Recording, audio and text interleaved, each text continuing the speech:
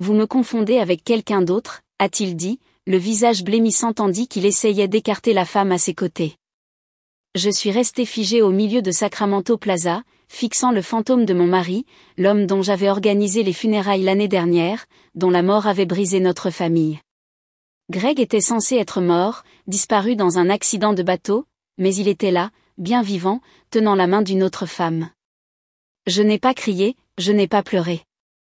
J'ai seulement souri et dit, « Ne t'inquiète pas, je ne l'ai pas encore dit à la compagnie d'assurance. » Puis, calmement, « Mais demain, je le ferai. » Ses yeux se sont écarquillés de panique avant qu'il ne se retourne et ne s'éloigne précipitamment, traînant la femme confuse derrière lui. Je les ai regardés disparaître dans la foule, le cœur battant à tout rompre dans ma poitrine, mon esprit tourbillonnant face aux implications de ce que je venais de découvrir. Je m'appelle Brooklyn Turner, j'ai 47 ans, jusqu'à il y a quelques minutes, j'étais veuve. Depuis 1 an, j'élève seule nos 2 enfants à Boise, dans l'Idaho, travaillant comme conseillère d'orientation au lycée et tentant désespérément d'aider mes enfants à surmonter la perte de leur père. J'ai passé d'innombrables nuits à pleurer jusqu'à m'endormir, me demandant comment je m'en sortirais sans lui, croyant qu'il était mort dans un tragique accident. Le rapport de police avait été clair, son bateau avait été retrouvé en éclats sur les rochers près de la rive du réservoir où il avait l'habitude d'aller pêcher, ses affaires étaient éparpillées dans l'épave, son portefeuille, son téléphone, sa casquette de pêche préférée, mais on n'a jamais retrouvé son corps. Les courants peuvent être imprévisibles, m'avait-il dit. Parfois, les victimes ne sont jamais retrouvées. J'avais accepté. J'avais organisé un service commémoratif. J'avais aidé nos enfants, Ethan, 16 ans, et Zoé, 14 ans, à faire leur deuil. J'avais déposé la demande d'assurance, reconnaissante de la sécurité financière que le versement de 750 000 $ nous apportait, alors que nous nous adaptions à la vie sans lui. Mais maintenant, tout ce que je croyais savoir n'était qu'un mensonge. Alors que je retournais, hébété, à mon hôtel, mon téléphone a vibré avec un SMS de ma collègue de la conférence sur l'éducation à laquelle j'assistais. Le dîner est toujours à 19h. J'avais complètement oublié. Comment pouvais-je m'asseoir pour dîner à un événement de développement professionnel alors que mon monde venait d'être entièrement bouleversé? J'ai rapidement envoyé un SMS pour m'excuser et je suis retourné dans ma chambre, l'esprit en ébullition. Que devais-je faire? Appeler la police? La compagnie d'assurance? Nos enfants? Je me suis effondré sur le lit et j'ai ouvert mon ordinateur portable avec des doigts tremblants. J'ai commencé à chercher des informations sur les enquêtes pour fraude à l'assurance. Tandis que l'écran se chargeait, j'ai remarqué une notification par email, une alerte de notre compte de carte de crédit joint que j'avais gardé ouvert après sa mort. L'objet indiquait « Activité inhabituelle détectée sur votre compte ». Qu'est-ce que Greg avait bien pu cacher d'autre? Greg et moi nous sommes rencontrés il y a 20 ans à Portland, où il travaillait comme conseiller financier et où je terminais ma maîtrise en orientation. Son charme était irrésistible. Il était attentionné, ambitieux et semblait sincèrement intéressé par mes rêves. Nous nous sommes mariés après 1 an de fréquentation et avons déménagé à Boise lorsqu'on lui a offert un poste dans une prestigieuse société d'investissement. Nos premières années ont été merveilleuses. Nous avons racheté une modeste maison dans un bon district scolaire, nous avons accueilli nos enfants et avons construit ce que je pensais être une vie stable ensemble. Greg travaillait de longues heures pendant que je me consacrais à élever Ethan et Zoé, pour finalement retourner travailler comme conseillère d'orientation une fois qu'ils sont entrés à l'école primaire. Avec le recul, il y avait des signes que j'aurais dû remettre en question, les absences occasionnelles et inexpliquées de Greg qu'il attribuait à des réunions avec des clients ou à des sorties de pêche, les étranges appels téléphoniques qui se terminaient brusquement lorsque j'entrais dans la pièce, la distance émotionnelle progressive qui s'est installée entre nous au fil des ans. Mais je lui faisais confiance. Même lorsque notre mariage a traversé des moments difficiles, je n'aurais jamais imaginé qu'il soit capable d'une tromperie aussi élaborée. La veille de son accident, Greg avait été inhabituellement affectueux. Il avait préparé le dîner pour la famille, ce qu'il faisait rarement, et avait suggéré que nous planifions des vacances pour l'été suivant. La vie est trop courte, avait-il dit, nous devons créer plus de souvenirs ensemble. Le lendemain matin, il m'a embrassé pour me dire au revoir et m'a dit qu'il m'aimait avant de partir à la pêche. C'était la dernière fois que je le voyais jusqu'à aujourd'hui à Sacramento. 12 mois après sa disparition, j'ai découvert à quel point je connaissais peu nos finances. Greg avait des comptes séparés dont j'ignorais l'existence. Il y avait des investissements que je ne comprenais pas et des dettes dont je n'avais jamais su qu'elles existaient. J'ai dû engager un conseiller financier juste pour démêler le gâchis qu'il avait laissé derrière lui. La police d'assurance vie avait été mon salut, un versement de 750 000 $ qui m'a permis de régler nos dettes, de mettre de l'argent de côté pour les fonds universitaires des enfants et de maintenir un semblant de stabilité financière. J'avais été reconnaissante de la prévoyance de Greg d'avoir maintenu une police aussi substantielle. Maintenant, je me demandais si cela faisait partie de son plan depuis le début.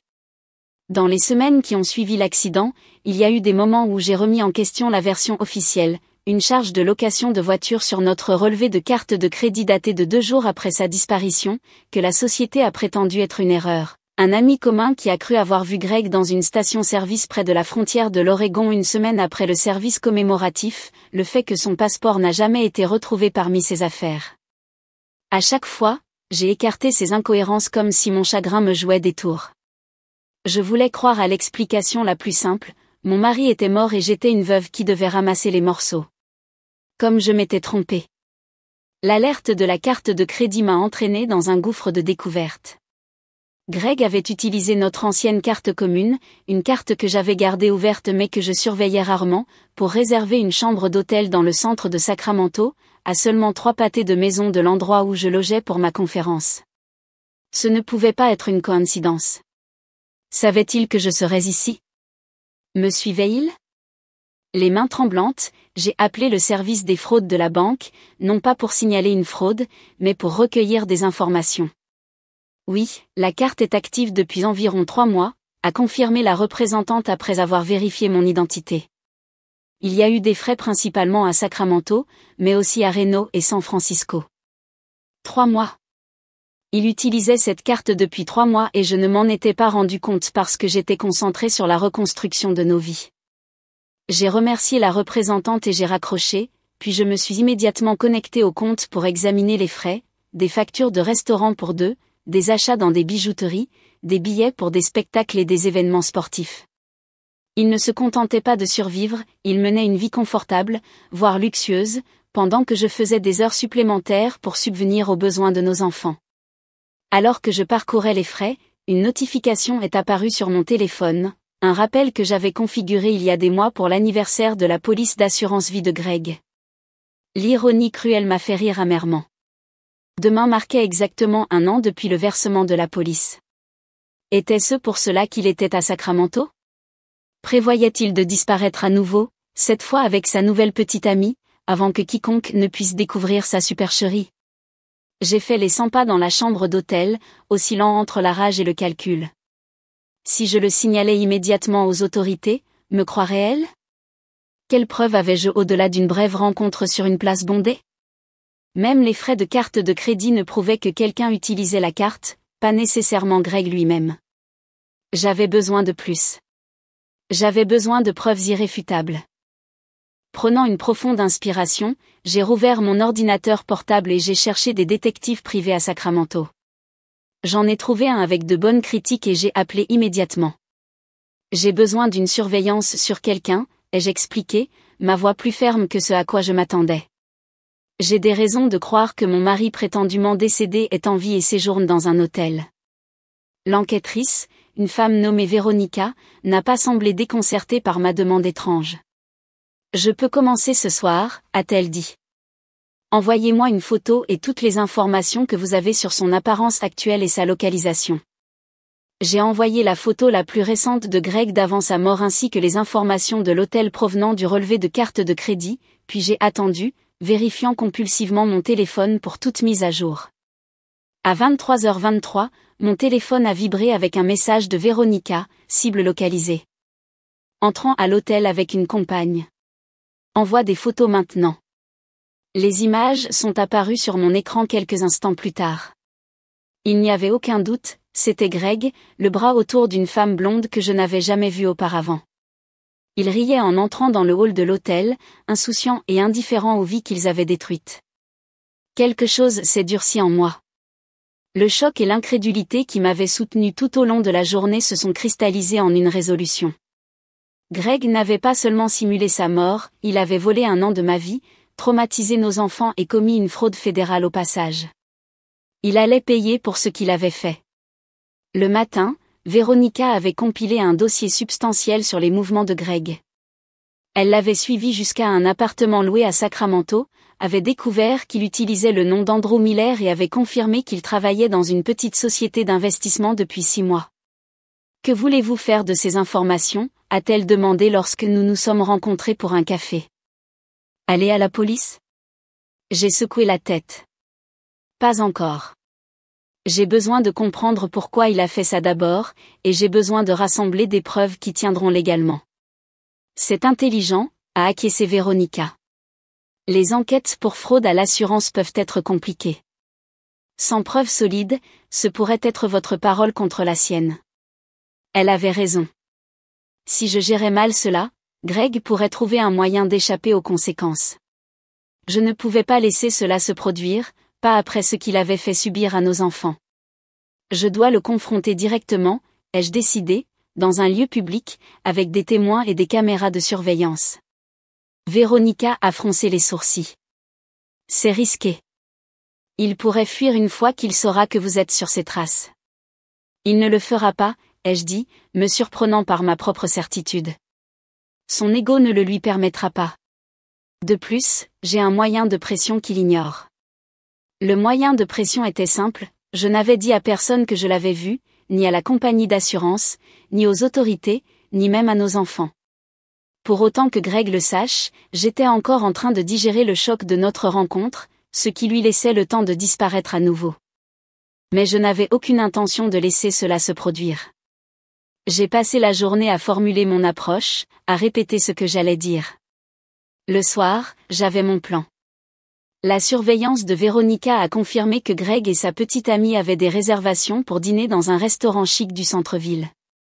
Ce serait le cadre parfait pour notre confrontation. Je me suis habillée avec soin d'une robe noire que Greg avait toujours aimée, je me suis maquillée pour paraître soignée mais pas excessive, et je me suis dirigée vers le restaurant. Mon cœur battait la chamade dans ma poitrine quand je les ai vus à travers la fenêtre, riant autour de verres de vin. Prenant une profonde inspiration, je suis entrée dans le restaurant et je me suis approchée de leur table. « Cela vous dérange si je me joins à vous ?» ai-je demandé agréablement. Le visage de Greg est devenu livide. « Brooklyn » a-t-il bégayé. « Qu'est-ce que tu fais, vivante ?» J'ai terminé pour lui. Je pourrais te poser la même question. La femme blonde nous regarda, la confusion évidente sur son visage. « Andrew, qui est-ce » ? « Andrew » ai-je haussé un sourcil. « C'est comme ça que tu te fais appeler maintenant, Greg ?» « Tu dois partir » siffla Greg, se levant brusquement.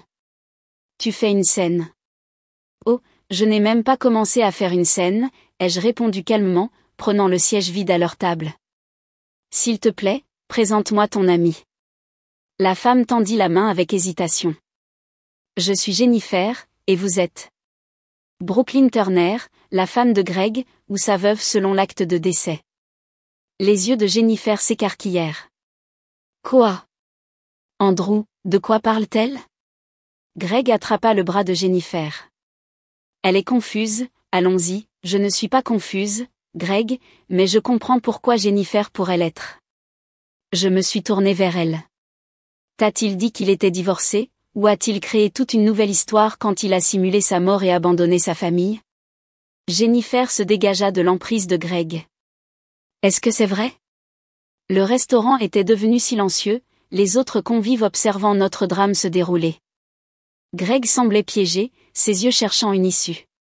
C'est compliqué, dit-il finalement. Laissez-moi simplifier, ai-je offert. Il y a 1 an, mon mari a simulé sa mort dans un accident de bateau. Nos 2 enfants adolescents ont passé des mois en thérapie pour faire face à leur chagrin.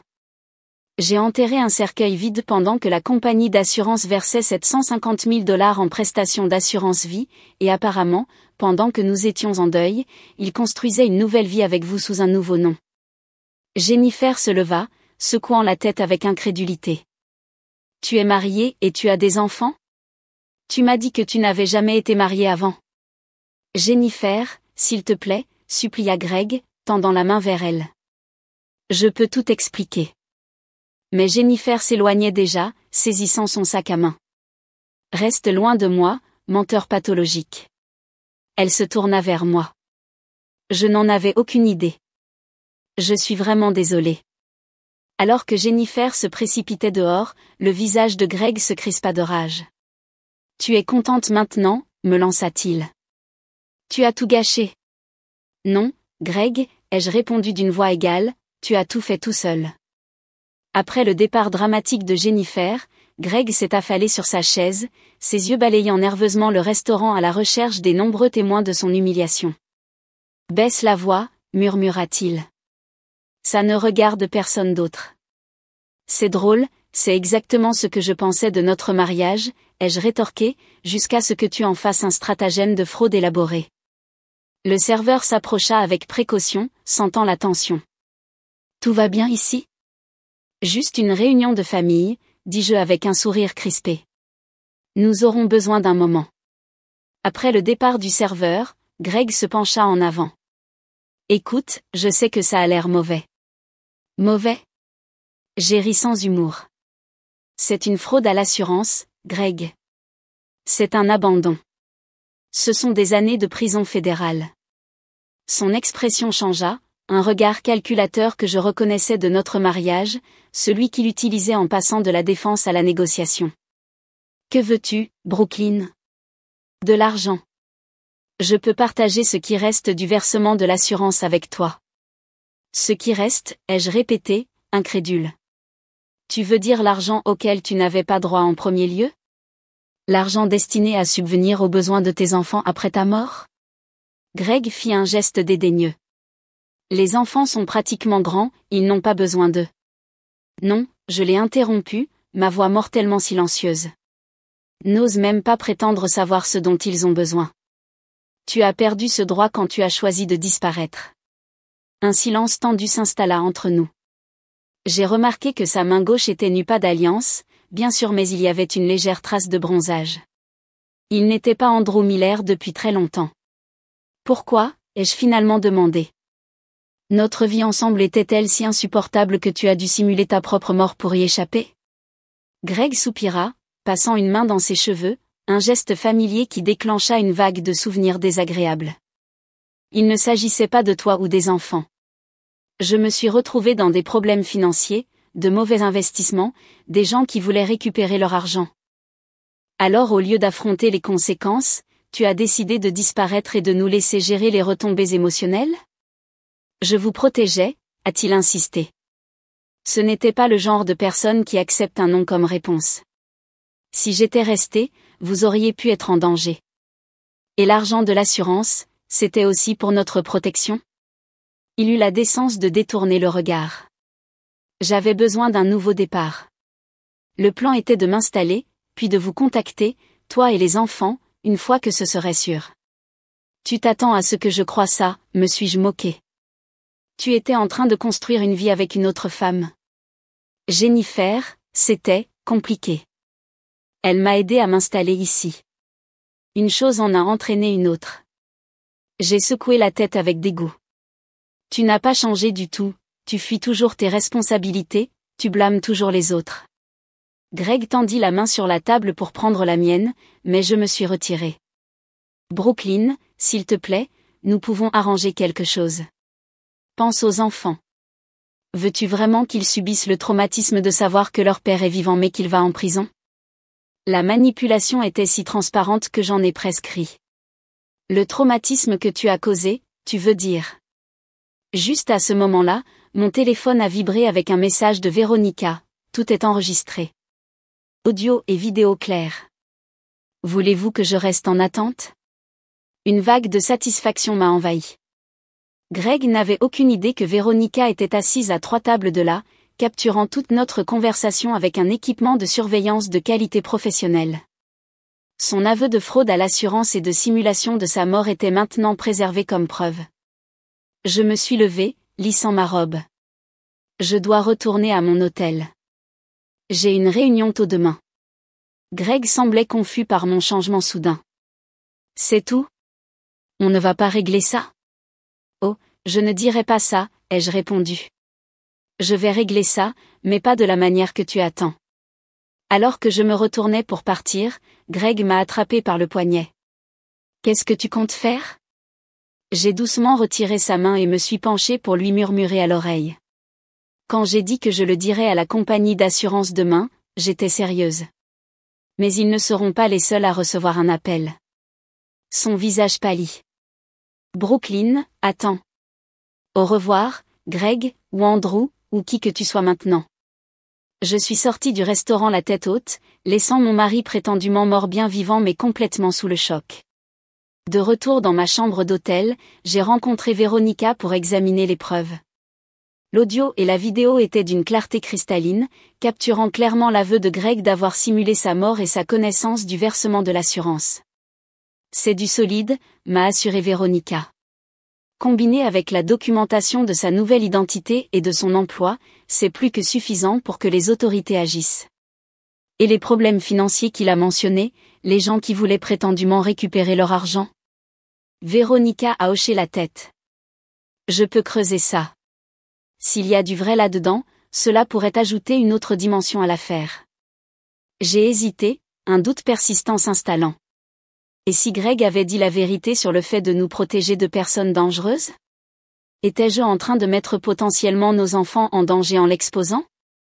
Laissez-moi poser quelques questions discrètes, suggéra Véronica, sentant mon inquiétude. J'ai des contacts qui peuvent vérifier s'il y avait des menaces sérieuses contre lui avant sa disparition. J'ai accepté, puis j'ai appelé la conférence sur l'éducation pour m'excuser des sessions restantes. Cette situation exigeait toute mon attention. Ensuite, j'ai contacté un ami avocat à Boise pour une recommandation à Sacramento. Le matin, j'avais un rendez-vous avec une avocate très respectée spécialisée dans les cas de fraude à l'assurance. D'après ce que vous m'avez dit, votre mari a commis plusieurs crimes graves, a expliqué l'avocate, Eleanor Wright, lors de notre réunion. Fraude à l'assurance, vol d'identité, potentiellement même fraude bancaire s'il a utilisé une fausse identité pour ouvrir de nouveaux comptes. Quel est le résultat probable si je le dénonce? Des poursuites, presque certainement. La compagnie d'assurance voudra faire de lui un exemple. Il risque une peine de prison importante et des sanctions financières. J'ai hoché la tête, absorbant cette information. Et qu'en est-il de l'argent de l'assurance qui a déjà été dépensé? C'est compliqué, a admis Eleanor. Vous n'étiez pas impliqué dans la fraude, donc vous ne seriez probablement pas responsable de le rembourser.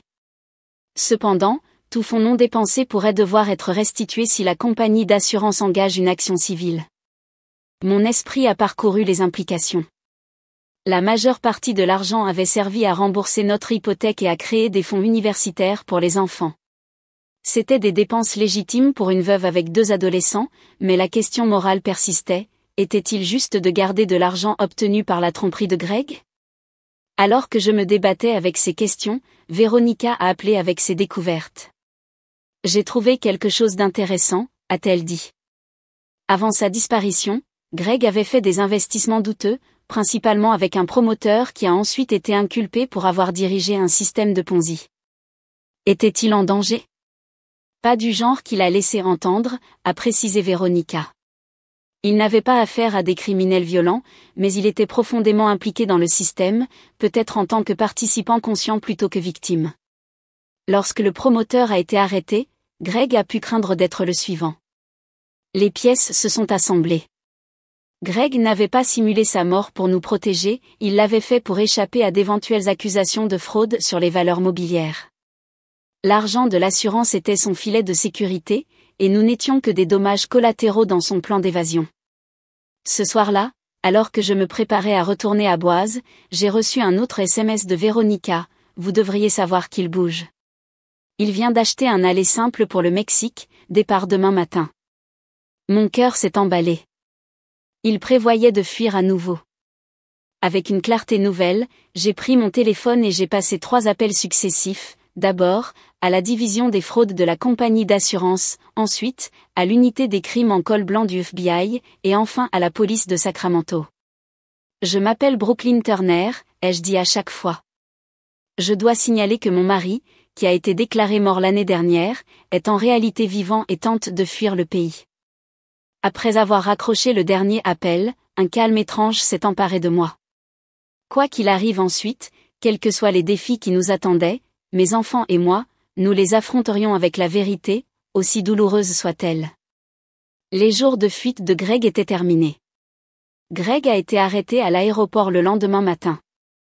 J'ai observé de loin les officiers s'approcher de lui au comptoir d'enregistrement, son visage se tordant de choc alors qu'ils le menottaient et lui lisaient ses droits. La femme de l'unité des crimes en col blanc du FBI m'a fait un signe de tête respectueux alors qu'il l'emmenait. Je m'attendais à me sentir triomphante, ou du moins vengée, mais ce qui m'a envahi à la place fut une profonde tristesse pour ce qui aurait pu être, pour la vie que nous avions construite et pour la confiance qu'il avait brisée. Les jours qui ont suivi ont été un tourbillon de procédures judiciaires. La compagnie d'assurance a lancé une enquête immédiate, gelant les fonds restants du versement de la police. Le FBI a élargi son enquête pour inclure les activités professionnelles de Greg avant sa disparition, en particulier ses liens avec le système de Ponzi que Veronica avait découvert. Pendant tout ce temps, je devais me préparer à la conversation la plus difficile de ma vie, dire à Ethan et Zoé que leur père n'était pas mort après tout. Je suis rentrée à Boise, organisant la présence d'un thérapeute familial lorsque je leur ai annoncé la nouvelle. « Papa est vivant », a répété Ethan, sa voix vide d'incrédulité. « Comment a-t-il pu nous faire ça ?» Zoé a fondu en larmes, son corps secoué de sanglots. « On a fait son deuil. » Je les ai tenus tous les deux dans mes bras alors qu'ils traversaient le choc, la colère et la confusion. Le thérapeute nous a guidés à travers la tempête émotionnelle initiale, les aidant à traiter cette trahison impensable. Nous avons décidé ensemble qu'ils attendraient avant de voir Greg. Ils avaient besoin de temps pour comprendre leurs propres sentiments d'abord. La nouvelle de la résurrection de Greg s'est rapidement répandue dans notre communauté. Les voisins et les collègues se sont ralliés à nous, offrant leur soutien et nous protégeant de l'attention des médias qui a brièvement envahi nos vies. Le directeur de mon école m'a accordé un congé, comprenant que mes enfants avaient besoin de moi plus que jamais. Pendant ce temps, Greg est resté en détention, la libération sous caution lui ayant été refusée en raison de son risque de fuite évident. Sa nouvelle identité en tant qu'Andrew Miller s'est rapidement effondrée sous l'enquête, révélant une piste documentaire soigneusement construite qui avait commencé des mois avant son accident mis en scène. Selon les procureurs, il planifiait son évasion depuis près d'1 an, organisant méticuleusement les détails tout en vivant avec nous, nous regardant dans les yeux chaque jour, sachant qu'il allait bientôt tous nous abandonner. 6 mois plus tard, j'étais assise dans la salle d'audience alors que Greg plaidait coupable de multiples chefs d'accusation, notamment de fraude à l'assurance, de vol d'identité et de fraude électronique. Son équipe juridique avait négocié un accord de plaidoyer pour éviter la peine maximale, mais il faisait toujours face à 8 ans de prison fédérale et à des paiements de restitution à la compagnie d'assurance. Avant que le juge ne prononce la sentence finale, Greg a été autorisé à s'adresser à la cour. Il s'est tourné vers moi dans la galerie, le visage émacié par des mois de détention. « Je n'ai jamais voulu causer autant de douleur », a-t-il dit, la voix brisée. Je me suis convaincu que je protégeais ma famille, mais la vérité est que je me protégeais moi-même. Brooklyn, Ethan, Zoé, je sais que des excuses ne suffisent pas, mais je suis vraiment désolé. Le juge n'a pas été ému par sa performance. Monsieur Turner, vous avez commis une fraude calculée qui a causé un préjudice émotionnel incommensurable à votre famille et un préjudice financier important à la compagnie d'assurance. Votre remords, bien que noté, n'atténue pas la gravité de vos actions. Alors qu'on emmenait Greg pour commencer sa peine, il m'a jeté un dernier regard. J'ai soutenu son regard fixement, sans reconnaître ses excuses ni exprimer de colère. Il avait choisi son chemin, maintenant, nous allions forger le nôtre sans lui. À l'extérieur du palais de justice, les journalistes m'ont demandé ce que je pensais du verdict. Justice a été rendue, ai-je simplement dit. Maintenant, mes enfants et moi pouvons vraiment commencer à guérir. Aujourd'hui, 1 an après avoir découvert Greg vivant à Sacramento, nos vies ont trouvé un nouveau rythme. Le règlement de l'assurance a finalement été résolu, nous permettant de conserver les fonds utilisés pour l'hypothèque et l'éducation des enfants, que la compagnie a reconnus comme des besoins légitimes pour une famille qui croyait avoir perdu son soutien de famille. Ethan est maintenant en première année d'université, étudiant la psychologie avec un intérêt pour le traumatisme et la résilience. Zoé est devenue une militante de la sensibilisation à la fraude dans son lycée, transformant l'expérience douloureuse de notre famille en une opportunité d'aider les autres. Quant à moi, je suis retournée conseiller les étudiants avec une compréhension plus profonde de la façon dont la vie peut basculer en un instant, et de la façon dont la résilience peut être trouvée même face à une trahison inimaginable. La tromperie de Greg nous a presque détruits, mais en y survivant, nous avons découvert des forces que nous ne savions pas que nous possédions.